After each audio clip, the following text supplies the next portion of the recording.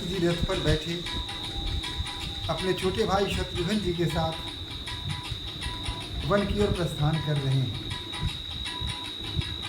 भैया को देखने की जो उत्कंठा मन में उभर रही है, बलवती हो रही है। शीघ्रातिशीघ्र वन में पहुंच जाना चाहते हैं। सोचते हैं अगर मेरे पंख होते मैं उड़ के चित्रकूट पहुंच जाता और भैया के चरणों में लौट जाता। इस तरह की बहुत सारी बातें मन में आती हैं। विचार करते हुए आगे बढ़ते चले जाते हैं और फिर गुनधुन में कहते हैं, मेरे राम लखन गए खोए हो कहाँ, खोए हो कहाँ, मेरे राम लखन गए खोए हो कहाँ, खोए हो कहाँ। प्यासी अखियाँ ढूंढ रही है, प्यासी अखियाँ ढूंढ रही है, इतनी तो यहाँ वहाँ, मेरे राम लखन गए खोए हो कहाँ, खोए हो कहाँ, मेरे राम लखन गए खोए हो कहाँ, खोए हो कहाँ। मन में उत्सुकता, भैया से मिलने की आस एक साथ बलवती हो रही है। सोच रहे हैं और भैया को मन ही मन कह रहे हैं, आग लगी है तन में मन में, आग लगी है तन में मन में, मेरा जीवन तेरी शरण में हो, आग लगी है तन में मन में, मेरा जीवन तेरे शरण में। तू कहाँ, तू कहाँ, तू कहाँ, तू कहाँ, मेरे राम लखन गए खोए हैं कहाँ, खोए हैं कहाँ, मेरे राम लखन गए खोए हैं कहाँ, खोए हैं कहाँ, खोए हैं कहाँ, खोए हैं कहाँ। ऐसे विचार करते हुए मन ही मन कभी प्रसन्न होते हैं, कभी दुखी हो जाते हैं, कभी यह सोच के प्रसन्नता हो जाती है कि मैं भैया को मना लूँगा। फिर मन में एक भाव आता है कि कहीं भैया न माने तो क्या होगा। फिर भी मन को मजबूत करने का प्रयास करते हैं, अपने आप को समझाने का प्रयास करते हैं, मैं बिछ जाऊंगा उनके चरणों पे, उन्हें मना के वापस ले ही आऊँगा। इस प्रकार गोमती नदी के किनारे दूसरा दिन बिताते हैं और तब वहाँ से आगे बढ़ते हैं, सई नदी के पास आते हैं, वहीं फलाहार करते हैं। सभी एक साथ बैठ करके फलाहार करते हैं और फिर वहाँ से जब आगे बढ़ते हैं तो श्रृंगबेरपुर के निकट आ जाते हैं। वही श्रृंगबेरपुर जहाँ के निषाद राज रहने वाले हैं। जब निषाद राज को पता चलता है कि भरत जी ससैन्य बल भगवान राम के पास जा रहे हैं, तो उनके मन में विचार करते हैं और दुखी हो जाते हैं, भय का भी भाव होता है। समाचार सब सुने निषादा, हृदय विचार करेगी सविशादा। जब भरत जी के आने का समाचार निषाद राज को मिला तो सुनते ही हृदय में उन्होंने विचार किया कि आखिर भरत जी वन में क्यों जा रहे हैं।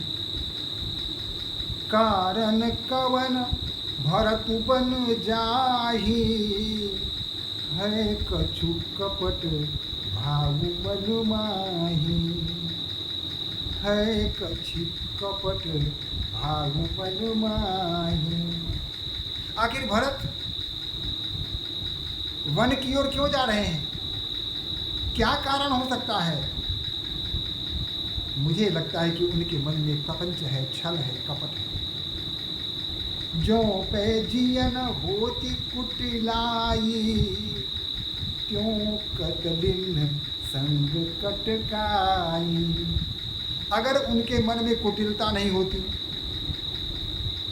तो फिर इतनी बड़ी सेना को सजा के अपने साथ लाने की आवश्यकता क्या थी। कुछ तो गड़बड़ी है। यही सोच रहे हैं। जान ही सानुज राम ही मारी, करम अकंटक राजू सुखारी। सोचा होगा, यह जान के आए होंगे कि चलो राम को उनके भाई लक्ष्मण के साथ मार देंगे और फिर अयोध्या का राज निखंड करेंगे, अखंड करेंगे, कोई रोकने वाला नहीं होगा, अकंटक राज्य भोगेंगे। भरत नराज नीति उर आनी, तब कलंक अब जीवन हानि। लगता है भरत को राजनीति नहीं आती। राजनीति आती तो एक तो कलंक लग गया, और ऊपर से जब राम से युद्ध करने चले हैं तो राम सकल सुरासर जुरहि जूझारा, राम ही समरन जीतन हारा। सारे देवता, सारे दैत्य सब अगर राम के विरुद्ध आ जाएं और उनसे युद्ध करने लगे तो कोई भी राम जी को पराजित नहीं कर सकता, उन्हें हरा नहीं सकता, उन्हें जीतने वाला कोई जन्म ही नहीं लिया है। का आचरजु भरत अस करही, नहीं विषुबेगी अम्य फल फरही। स्पष्ट है, सरल सी बात है, सीधी सी बात है। भरत को अगर राजनीति आती होती तो एक तो कलंक अपने जीवन में उनको लग गया, और दूसरे राम से जब युद्ध करने जाएंगे तो जब कोई भी राम से जीत ही नहीं सकता तो भरत कहाँ है। भरत क्या जीत पाएंगे, वहाँ मृत्यु इनकी निश्चित है। जीवन भर कलंक भोगा और अंत में राम के हाथों मृत्यु होगी। मुझे लगता है इसमें आश्चर्य क्या, विष के बेल में अमृत का फल तो फलता नहीं है। क्या कई विष बेल है जिन्होंने षड्यंत्र करके भगवान राम, लक्ष्मण और माता जानकी को वन गमन कर दी, वन भेज दिया, और उन्हीं के पुत्र तो भरत हैं। माता का प्रभाव पुत्र पर पड़ेगा ही, जैसी माता वैसा पुत्र। विष बेल है माँ और पुत्र उस बेल का फल। हम आशा कैसे कर सकते हैं कि विष बेल से अमृत का फल निकलेगा। विष बेल से तो विष का फल ही निकलेगा, अमृत की तो परिकल्पना तक नहीं की जा सकती। अस विचार गुहक ज्ञाति सन, कहेगु सजग सब हो, हथवहु स बोरहु तरनी, कीजिए घाटारो। यह विचार करके निषाद राज ने अपने समाज को, सबको संबोधित करते हुए कहा कि देखो, घाट पर जितने भी नाव हैं सबको या तो दूर कर दो और नहीं तो गंगा जी में डुबो दो। और सब तैयार हो जाओ, घाट को घेर के रोक दो, कोई न उस पार जाएगा न इस पार आएगा, पूरी तरह प्रतिबंध लगा दो, चाहे कोई भी हो। सजोइल रोकहूँ घाटा, ठाटहु सकल मरे कै ठाटा, सनमुख लोह भरत सन लेऊ, जियत न सुरसरी उतरन देऊ। सभी आकर घाट को घेर लो, घाट पर आकर के सभी वहां सावधान की मुद्रा में तैनात हो जाओ। स्थिति चाहे जो हो, कितना भी भयावह स्थिति हो, परिस्थिति चाहे जितना भी विकट हो, उसका सामना करने के लिए बिल्कुल तत्पर रहो। कितना भी कोई जोर लगा ले, लेकिन अपने जीते जी किसी को भी गंगा पार नहीं जाने देंगे, चाहे प्राण ही क्यों न चला जाए। सबको यह कर दिया। उसके समाज के जितने लोग थे स्थान स्थान पर जाकर के घाट को घेर के खड़े हो गए।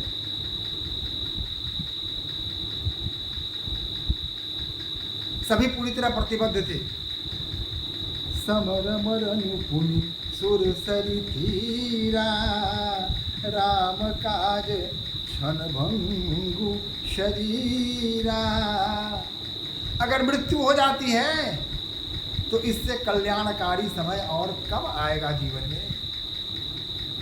एक तो रण क्षेत्र में मरूंगा, दूसरा गंगा नदी के तट पर मरूंगा, तीसरा भगवान राम के काज में अपना प्राण त्यागूंगा। चारों तरफ से शुभ ही शुभ है, मंगल ही मंगल है। श्री राम के चरणों में गति मिलके ही रहेगी। अतः अपने प्राणों की चिंता न करके पूरी शक्ति के साथ डटकर मुकाबला करो, सामना करो।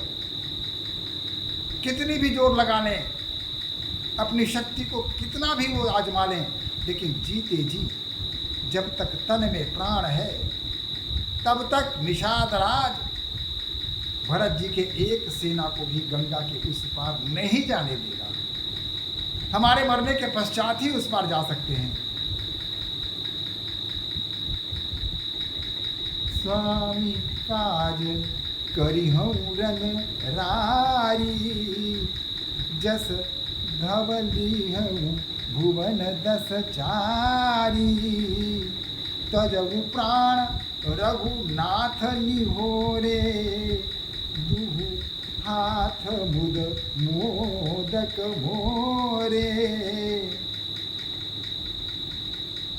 कहा कि स्वामी के कार्य के लिए हमें रण में कौशल दिखाना है।